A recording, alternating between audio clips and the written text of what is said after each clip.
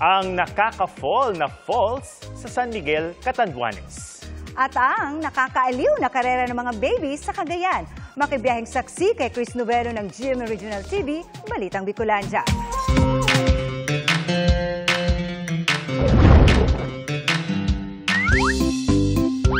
Ready, set, Sino ba namang hindi manggigigil sa cute na mga kalahok sa Baby Olympics sa Cagayan? Paunahan sila sa finish line habang naghihintay ang kanilang daddies. No worries sa safety ng kids dahil may gabay ng mga pediatrician at staff ng Provincial Health Office ang event. Extra special din ang karera dahil ginawa ito last Father's Day.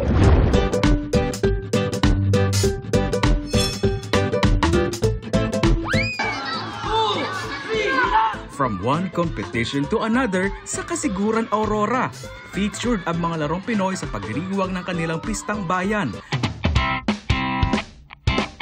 Mula sa sack race, tug of war, at basagan ng palayok, at Jack and Poy with a twist.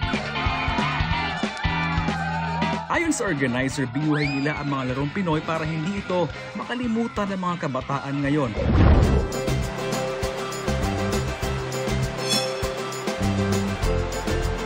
Tara't mag-dive sa kagandahan ng Buntahiya Falls sa San Miguel, Catanduanes. Pero wait, bago marating yan, kailangan mo muna sumabak sa 20 minutong trekking. Sulit naman ang pag-trek dahil sasalubong sa iyo ang malinis na tubig ng talon. Recommendable talaga po siya kasi though malayo yung way papunta dito pero satisfying po at saka malamig yung tubig and good for relaxation. Bili naman ng otoridad ingatan ng mga turista ang lugar at panatilihing malinis. Para sa GMA Integrated News, ako si Chris Novelo ng GMA Regional TV Balitang Bicolandia. Ang inyong saksi. Mga kapuso, sama-sama tayong maging saksi.